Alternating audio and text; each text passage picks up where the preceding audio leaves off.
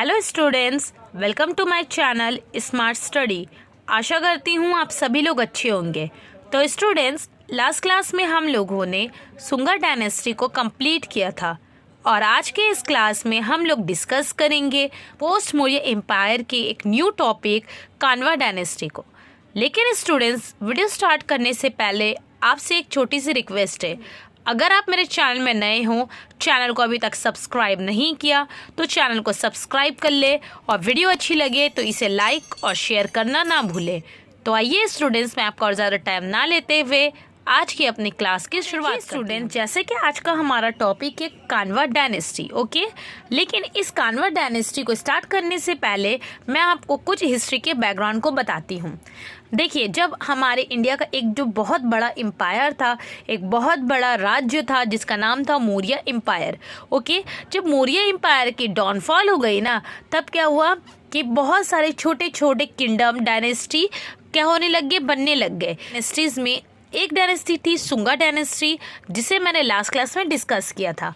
और सुंगा डायनेस्टी के बाद जिस डायनेस्टी का बुनियाद पड़ा, फाउंडेशन हुआ या जो डायनेस्टी स्टार्ट हुई, वो थी कान्वा डायनेस्टी। अब देखिए कान्वा डायनेस्टी क्या है। The Kanva dynasty was a ruling dynasty of Magadha established after Vasudeva Kanva overthrow the preceding Shunga dynasty. मतलब देखिए, कान्वा डायनेस्टी की अगर हम लोग बात करें, ये जो कान्वा डायनेस्टी है, ये जो है इसकी इस्टेब्लिशमेंट हुई है मगध में। ठीक है, अब देखो इसको इस्टेब्लिश किसने किया है, इसको इस्टेब्लिश किया है वासुदेवा कान्वा ने। ओके, तो समझ में आया स्टूडेंट्स। कान्वा डायनेस्टी जो है वो मगध की एक डायनेस्टी थी जिसकी बुनियाद रखी थी, जिसे इस्टेब्लिश किया था वासुदेवा कान्वा ने।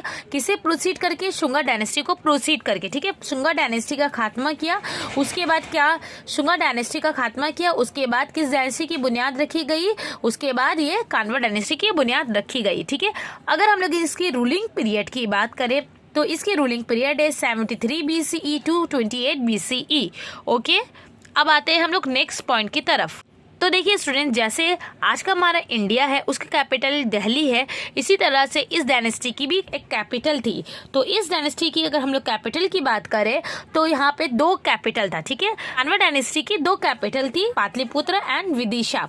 ओके, इसके अलावा अगर हम लोग कान्वा डायनेस्टी की कॉमन लैंग्वेज की बात करें तो संस्कृत जो थी इस डायनेस्टी की कॉमन लैंग्वेज थी। यहाँ के जो रिलीजन थी ये थी हिंदुइज्म। ठीक है, कान्वा डायनेस्टी में जिस रिलीजन को फॉलो किया जाता था वो था हिंदुइज्म। इसके अलावा अगर हम लोग एम्पायर की बात करें तो वासुदेवा कान्वा जो थे वो कान्वा डायनेस्टी के फर्स्ट रूलर थे, जिन्होंने 73 BC में कान्वा डायनेस्टी की बुनियाद रखी थी और 64 BCE तक यहाँ पे हुकूमत किया था। इसके अलावा कान्वा डायनेस्टी के जो लास्ट रूलर थे वो थे सुसरमन, जो 38 BCE से 28 BCE तक रूलिंग करते हैं। इसके अलावा जैसे कि मैंने आपको बताया, कान्वा डायनेस्टी की जो एस्टेब्लिश है वो 73 BCE में रखी गई थी। इसके बाद अगर हम लोग इसकी डिसएस्टेब्लिश की बात करें तो 28 BCE में इसकी डिसएस्टेब्लिश की गई थी, यानी कि इसकी जवाल हो गई थी।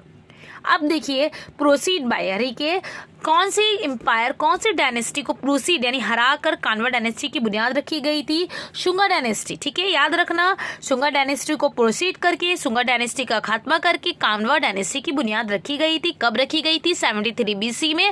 और इसकी डिसएस्टैब्लिश जो हुई थी 28 BCE में हुई थी। किसने बुनियाद रखी थी? वासुदेवा कान्वा ने रखी थी। ओके, इसके अलावा स्टूडेंट्स, कोई भी डायनेस्टी काफ़ी डेवलपमेंट पे हो या फिर काफ़ी उरूज पर हो, या आप कह सकते हो उसका अच्छा वक्त चल रहा हो, लेकिन हर एक चीज़ का एक बुरा वक्त होता है, डिक्लाइन पीरियड होती है। इसी तरह से कान्वा डायनेस्टी की भी डिक्लाइन पीरियड थी, जिसे किसने सक्सेस किया था? कान्वा डायनेस्टी को सक्सेस किया था Kushan empire, Mitra dynasty and Satavahana dynasty ने इसे सक्सेस दिया था, इसकी डिक्लाइन की थी। ओके, तो स्टूडेंट्स, आज मैंने आपके साथ डिस्कस किया कान्वा डायनेस्टी के बारे में। ये छोटा सा इंट्रोडक्शन था। नेक्स्ट क्लास में मैं आपको इसे और ब्रीफली तरीके से डिस्कस करूंगी। तो आज का मैं अपना सेशन यही खत्म करती हूँ। अगर टॉपिक से रिलेटेड कोई क्वेश्चन या क्वेरीज है तो आप मुझे नीचे कमेंट में लिखना, मैं इसका आंसर ज़रूर दूंगी। तो मैं मिलती हूँ आपसे अपने अगले वीडियो में, तब तक के लिए अल्लाह हाफिज़।